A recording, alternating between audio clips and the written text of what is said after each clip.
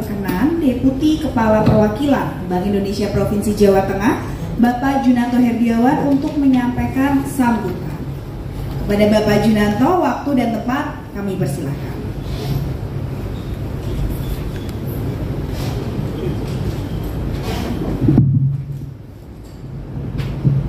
Baik, Assalamualaikum warahmatullahi wabarakatuh. Yang kami hormati di sini Pak Bupati Kendal, Pak Diko Gani Duto. Terima kasih banyak Pak waktunya sudah hadir di sini. Kemudian tentunya Ketua Dewan Masjid ya Pak Sugiono, terima kasih juga waktunya. Pak Kepala Kemenak Kabupaten Kendal, Pak Marus, dan tadi Pak Sukma, Dwi Priyardi. Nah ini dari Bank Syariah Indonesia 7. Terima kasih waktunya, dan saya di sini bersama Pak Dedi Irianto, beliau Kepala Divisi yang menangani sistem pembayaran dan pengedaran uang di Bank Indonesia Jateng, dan tentunya seluruh tamu undangan perwakilan Tamir Masjid Kabupaten Kendal. Pertama-tama tentunya alhamdulillah kepada Ilahi Robi kita hadir di sini, dan salawat dan salam kepada Rasulullah SAW. Kita juga bisa hadir sehat-sehat semuanya di sini. Jadi minggu lalu tuh saya tuh dikejar-kejar sama wartawan Pak Bupati, sama ini juga netizen. Wah itu emang nge-DM saya banyak tuh Pak. Pada nanya ini bagaimana ada orang masuk ke masjid terus nempel kris. Waduh itu seru tuh. Wah ini berarti nggak aman ini telah si kris Pak, nanya ke saya gitu kan. Wah ini cukup viral kemarin, dan kita ngapresiasi kepada kepolisian dan juga pihak berwenang, itu cepat sekali nangkapnya. Tapi memang orang Indonesia itu kreatif, idenya ada aja gitu Pak Bupati. Jadi tiba-tiba bikin ada kris, mungkin tema kita hari ada kris, terus tiba-tiba bisa aja. Kalau uang sudah jelas dari dulu, kalau kita cetak uang ada aja yang bikin palsuin, cepat aja tuh, nggak lama palsuin. Makanya kita selalu mengganti uang dengan beberapa waktu tuh, uang selalu kita ganti Pak. Kita sempurnakan, kita tambah pengamanannya, karena ada orang kreatif yang kerjanya belum termasuk yang menggandakan uang Pak. Ini kalau pemalsu uang ini menggandakan uangnya masih ada yang percaya gitu kan. Ini menarik sekali ya kondisi kita, dan kris itu kemudian berhasil ditangkap, alhamdulillah kemudian bisa ditangkap. Dan kita netizen ada juga, wah kalau gini saya nggak mau sedekah lagi, mau itu fatalis, masa gara-gara begitu langsung nggak mau sedekah gitu kan. Lalu sedekah itu tetap wajib kan. Jadi ya itu salah satu hal yang kita kemudian terus kembangkan. Memang ini adalah salah satu risiko dalam inovasi digitalisasi, tetapi tentunya tidak mengurangi. Acara hari ini adalah bagian dari kita untuk tetap semangat melakukan inovasi di bidang digitalisasi. Jadi memang ada tiga kami sampaikan di sini Pak Bupati. Pertama, ini kondisi ekonomi global kita ini kan sedang lesu nih Pak. Kita lihat dunia, kalau Pak Bupati sering ke luar negeri tentu memahami bagaimana Eropa sekarang ini lesu sekali, Amerika juga seperti apa, rusuh terus ya, di Perancis juga di mana-mana terjadi. Memang dunia ini lagi tidak sedang baik-baik, bahkan Indonesia pun begitu Pak. Sehingga ada tiga kunci sebenarnya untuk kita bisa keluar dan bertahan. Pertama itu adalah ketahanan pangan. Jadi negara mana yang bisa tahan, bisa menyiapkan pangannya. Nah, ini makanya Pak Gubernur Jateng juga sangat concern terhadap ketahanan pangan di Jateng ini yang bisa bertahan. Jadi ketahanan pangan kan semua orang makan. Dan kedua adalah energi yang berkelanjutan. Jadi energi ini harus kita jaga terus, bagaimana bisa sustain, termasuk bagaimana green energy sekarang kita lagi dorong berarti. Dan ketiga adalah digitalisasi. Jadi digitalisasi ini adalah satu cara kunci kita untuk dapat bertahan dan keluar dari krisis yang terjadi di global dan juga pemulihan ekonomi kita. Nah, salah satu digitalisasi yang Bank Indonesia coba dorong sekarang ini adalah bagaimana mempermudah pembayaran Pak. Jadi inovasi pembayaran ini sedang kita dorong. Bagaimana sejak tahun 2019 Bank Indonesia ini menyediakan infrastruktur supaya pembayaran itu lebih mudah, lebih aman, lebih handal.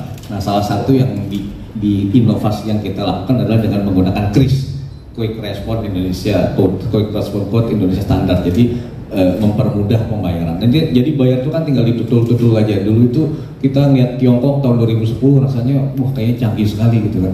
Tetapi kita sekarang sudah bisa mengejar itu dan potensinya sangat besar. Nah, yang bagaimana pembayaran ini kemudian dapat meningkat. Nah, krisis kemarin ketika pandemi Pak itu meningkatnya 300% pembayaran menggunakan Indonesia. Artinya orang lebih mudah. Jadi cukup di Kendal tapi bisa kirim kemana-mana, pembayaran bisa dikirim. Nah, ini satu inovasi yang terus kita coba dorong. Dan tentunya yang kedua yang kami sampaikan bagaimana potensi wilayah, potensi masjid ini adalah tadi sampaikan Pak Sukma tadi, bagaimana masjid ini merupakan satu pusat pemberdayaan ekonomi yang potensinya sangat besar. Ada lebih dari 50.000 masjid ya di Jawa Tengah ini, dan baru sekitar 4.000 atau 6.000 yang menggunakan kris. Artinya masih sangat rendah, pada 20%, belum nyampe 20% ya.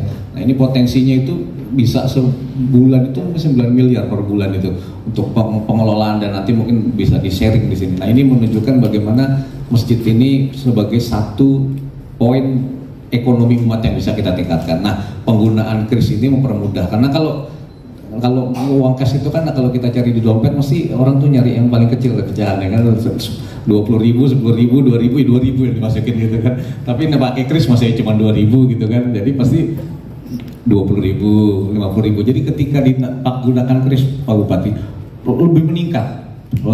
Di teman-teman di Jakarta, pengalaman kami itu masjidnya lebih meningkat pendapatannya. Ini menunjukkan bagaimana potensi penggunaan kris ini dapat meningkatkan kemampuan ekonomi bagi masjid. Ini yang kedua, Pak Bupati, dan tentunya ini yang kita lagi dorong. Ketika kemarin kami ditanya oleh media, ditanya juga oleh netizen, pengamanannya.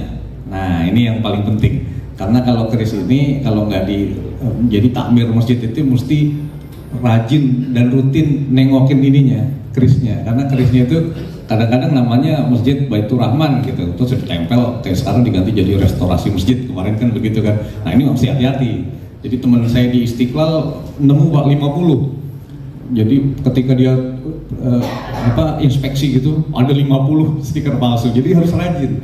Jadi seperti itu, dan pengguna di sisi lain juga mesti rajin. Jadi ketika dia klik, nah di Indonesia ini udah ada namanya untungnya. Kalau di Tiongkok itu masih kris nggak ada namanya, jadi kita bisa tipu tuh kirim ke siapa. Nah sekarang kalau Masjid Al-Ikhlas, ketika kita klik ya Masjid Al-Ikhlas, cocokin sama ininya sama gitu kan. Nah ini salah satu pengamanan dari kita sebagai pengguna, dari merchantnya, dari masjidnya juga saling mengawasi, dan tentunya kami dari Bank Indonesia juga sangat memperketat juga dengan PJP, dengan BSI, bagaimana prosedur pedoman ketika membuat kris. Tapi nanti dipermudah di sini ya Pak ya.